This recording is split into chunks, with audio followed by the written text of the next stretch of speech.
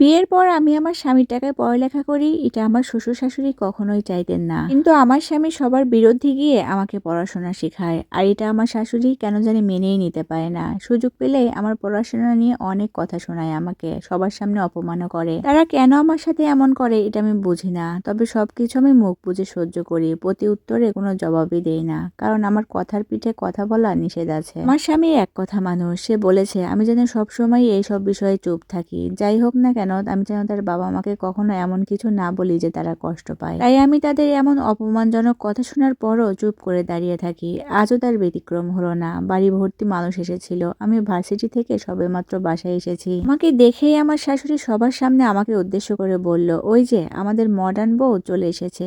বিয়ের পরেও নাকি তাকে পড়ালেখা করতে হবে। ক্লাসে না গেলে নাকি তার পেটের ভাত হজমই হয় না। নিজের ওই সুন্দর চেহারাটা বাহিরে সবাইকে দেখাতে হবে না। আমার ছেলে যে কি দেখে এই মেয়েটাকে ঘরে নিয়ে এসেছিল আমার মাথায় ধরে না।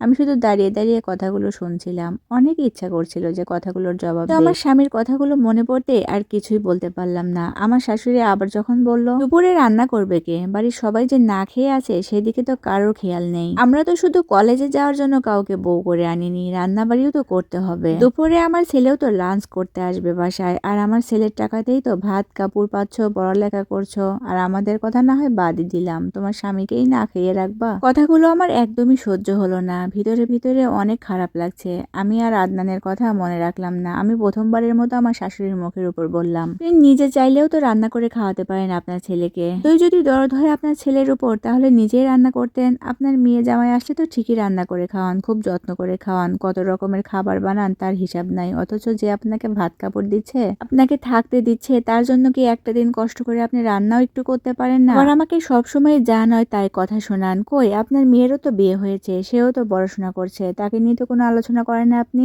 আমাকে নিয়ে আপনার এত সমস্যা কেন? আমি আপনার মেয়ে না সেজন্যই, আপনার ছেলের বউ এ কারণেই। নিজের মেয়ে হলে কি এই কথাগুলো আপনি বলতে পারতেন? একটু পরেই দেখলাম আমার গালে থাপ্পড় লাগলো। বেয়াদব মেয়ে একটা, বড়দের সাথে কিভাবে কথা বলতে হয় সেটা তোমার মা বাবা বুঝি শিখায়নি, তাই না? আমার মুখের উপর কথা বলো। আদনান আসুক, তারপরে তোমার বিচার করবো আমি। যাও রান্না বাড়ি করে আমাদের সবাইকে উদ্ধার করো। বাড়ি ভর্তি লোকের সামনে যখন আমার শাশুড়ি আমার গালে থাপ্পড় দিল, তখন নিজের অজান্তে চোখের কোণে এক ফোঁটা জল অনুভব করলাম। রান্নাঘরে বসে রান্না করছি আর ভাবছি, বিয়ের আগের দিনগুলো কত না ভালো ছিল, কত মুগ্ধতা ছিল দিনগুলো। বিয়ের আগে আমার স্বামী আমাকে কত কিছু করেছে। সে আমাকে কথাও দিয়েছিল যে বিয়ের পরে আমার পড়ালেখার কোনো সমস্যা হবে না। তার কথায় আমি পড়ালেখা শেষ হওয়ার আগেই বিয়ের পিঁড়িতে বসেছিলাম। কিন্তু সে তার কথা রাখলেও এই সংসারটাকে আমি আর সহ্য করতে পারছি না। সকালে রান্না করে ক্লাসে যাওয়া, তারপরে ক্লাস শেষ করে এসে আবার রান্না করা। এখন আমার মনে হচ্ছে মেয়েদের মনে হয় জন্মই হয়েছে রান্নাঘরে চুলা খোঁচানোর জন্য। তাদের লেখাপড়া শেষ করে কোনো লাভ নেই, কোনো অধিকারও নাই। তার চেয়েও বড় কথা হলো আমি আমার শাশুড়ির মন জয় করতে পারিনি এখনো। অনেক চেষ্টা করেছি তার মনে জায়গা করে নেওয়ার জন্য, কিন্তু এখনো পারিনি। হয়তোবা আগে থেকেই উনি আমাকে পছন্দ করতেন না, তাই আমার প্রতি তার ভালোবাসা এখনো জন্মায়নি। এত কিছু করি তাদের জন্য, কত কষ্ট করে পড়াশোনা করি, তারপর সংসারের সব কাজও করি, তবুও তাদের মন পাই না। আদনানের অন্য জায়গায় বিয়ে ঠিক করেছিল তার মা, কিন্তু সে সেখানে বিয়ে করেনি। এজন্যই হয়তো আমার উপরে এত রাগ। আদনান বাড়িতে আসতেই তার মা তাকে এনিয়ে বিনিয়ে অনেক কথা বলল। কিন্তু অবাক করার বিষয় হলো সে তার মায়ের কথাই শুনলো, কিন্তু আমার কোনো কথাই সে শুনলো না। উল্টে আমার উপর অনেক রাগ দেখালো। আমি তাকে বোঝানোর চেষ্টা করেছি, কিন্তু সে কিছুতেই বুঝতে চাইলো না। নির্দ্বিধায় বলে দিল, তুমি যদি আমার বাবা মার কথা শুনতে না চাও তাহলে কাল থেকে তোমার ভার্সিটিতে যাওয়া বন্ধ। এটা ছিল গল্পের প্রথম পার্ট। যদি দ্বিতীয় পার্ট শুনতে চান অবশ্যই কিন্তু কমেন্টস করবেন।